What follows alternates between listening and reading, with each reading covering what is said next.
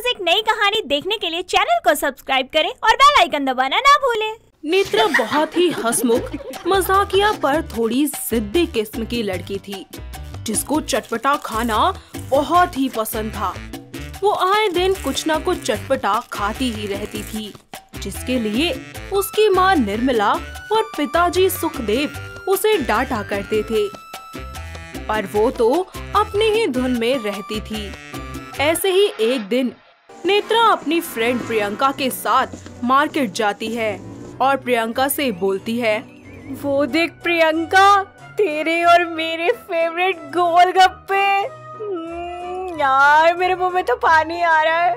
हाँ यार, मेरे मुंह में भी पानी आ रहा है बहुत। नेत्रा और प्रियंका शॉप पर जाते हैं और नेत्रा गोलगप्पे वाले से बोलती है, भैया जरा 2 प्लेट ना एकदम चटपटे से गोलगप्पे बना दो, मजा ही आ जाए जिसे खाकर।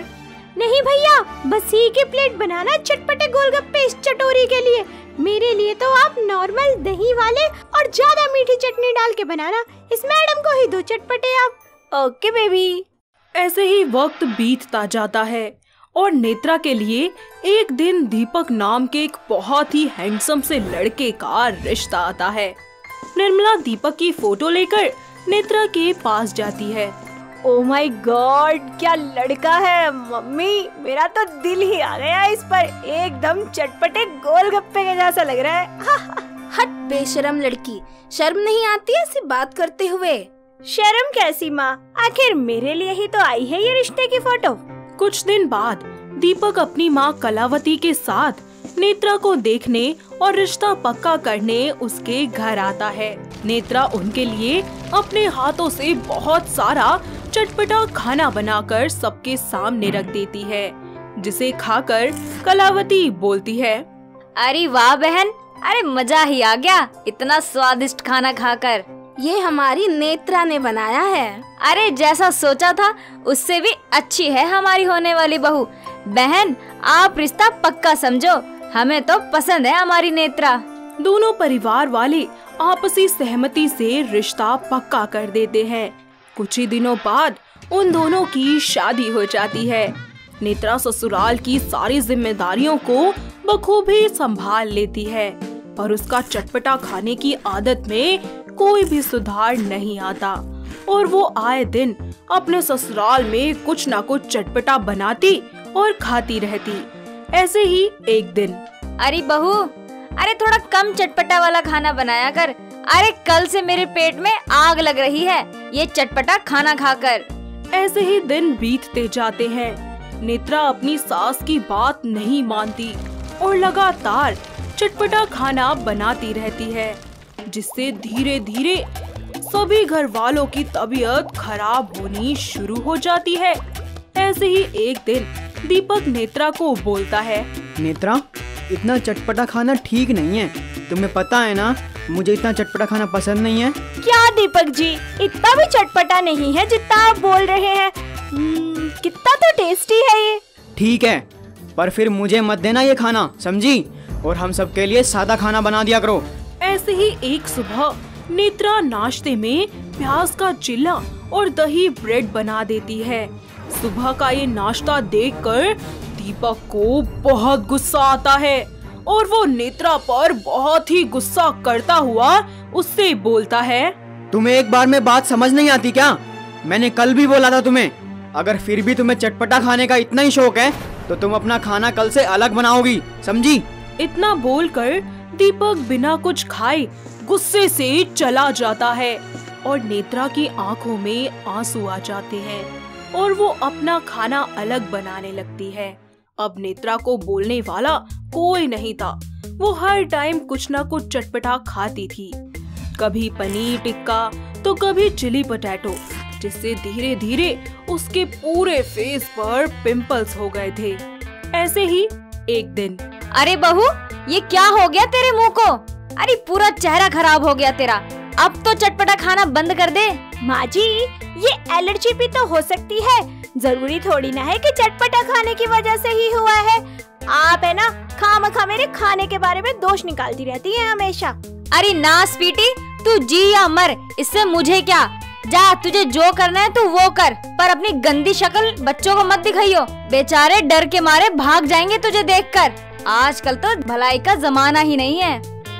नेत्रा को अपनी सास की बातों पर बहुत गुस्सा आता है और वो जानबूझकर कलावती को जलाने के लिए कभी आलू टिक्की, बर्गर, समोसे, चाउमीन आदि लेकर बड़े ही चाव से अपनी सास के सामने बैठकर खाने लगती है। अब आएगा मजा, लो खा लो चटपटा। अंदर क्या जाने अदरक का स्वाद, अब इनको पता चलेगा कि चटपटा खाने का ना क्या मजा होता है। नेत्रा अपनी सास को जलाने में लगी रहती है और हर टाइम चटपटा खाती रहती, जिससे उसको वॉशरूम जाने में दिक्कत होने लगती है और ये बात वो अपने पति दीपक को बताती है। दीपक, मुझे तुमसे कुछ कहना था। वो क्या है ना कि आजकल मुझे वॉशरूम जाने में, फ्रेश होने में ना बहुत दिक्कत हो रही है और ब्लीडिंग भी हो रही है।